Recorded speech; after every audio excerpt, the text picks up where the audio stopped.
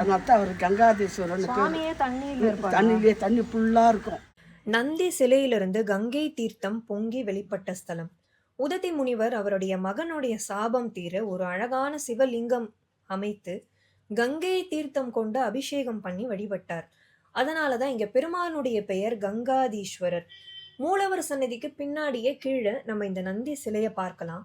இங்க இருந்து வெளிப்பட்ட அந்த கங்கை தீர்த்தம் இந்த பாதை வழியா அப்படியே முன்னாடி மூலவர் சன்னதி கிட்ட வந்து அங்க இருந்து இன்னொரு நந்தி சிலை வழியா வெளியே இருக்கிற சின்ன சிவலிங்கத்துக்கு இந்த தீர்த்த நீர் வந்து அபிஷேகமா பெருமான் மேல விழுது. தக்கோலம் இது ஞானசம்பந்தர் வந்து பதிகம் பாடிய ஸ்தலம். அவர் வந்து பதிகம் பாடிய கோவில் இந்த கோயில் தான்னு சொல்லப்படுது. மாறில் அவுணர் அரணம் அவை மாயவோர் அப்படிங்கிற ஒரு அழகான பதிகம். அதுல இந்த ஊரை திருவூரலே உள்குதுமேன்னு பாடுறாரு. திருவூரல் அப்படிங்கிற பெயர் இந்த ஊருக்கு ஏன் வந்ததுன்னா, பெருமானுடைய திருவடியில நீர் ஊறி இப்படி நந்தி சிலை வழியா தீர்த்தமா வெளிப்பட்டதுனால திருவூரல். ஒரு 1000 வருஷம் பின்னாடி டைம் டிராவல் பண்ணி போய் ஒரு சிவாலயத்துக்கு போனா எப்படி இருக்கும் அப்படின்னு நிறைய பேர் நம்ம யோசிச்சிருப்போம். அப்படிப்பட்ட ஒரு எக்ஸ்பீரியன்ஸை நமக்கு இந்த கோயில் நிச்சயமா தருது.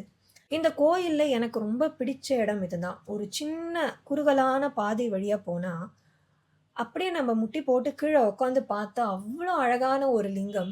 எந்த ஒரு ஆர்டிஃபிஷியல் லைட்ஸ் எதுவும் இல்லாம ஒரே ஒரு விளக்கு மட்டும்தான் அந்த சன்னதியில. அப்படியே கீழே உட்காந்து அவர் அவ்வளோ கிட்ட பார்க்கும்போது பயங்கரமா அழுக ஆரம்பிச்சிட்டேன். தக்கோலம்னு சொன்னாலே இங்க நடந்த போர் நிறைய பேருக்கு நினைவுக்கு வரும். சோழர்களுக்கும் ராஷ்டிரகூடர்களுக்கும் நடுவுல ஒரு மிகப்பெரிய போர் நடந்த இடம் இந்த தக்கோலம். சோழ மன்னன் ராஜா ஆதித்தன் வீர மரணம் அடைந்த ஊர் இந்த தக்கோலம். தக்கோலம் வந்தீங்கன்னா ஜலநாதீஸ்வரரை மட்டும் தரிசனம் பண்ணிட்டு போயிடாம இங்க வந்து இந்த பழமையான கம்பீரமான கங்காதீஸ்வரர் திருக்கோயிலையும் பார்த்து வணங்கிட்டு போங்க. திருச்சிற்றம்பலம்.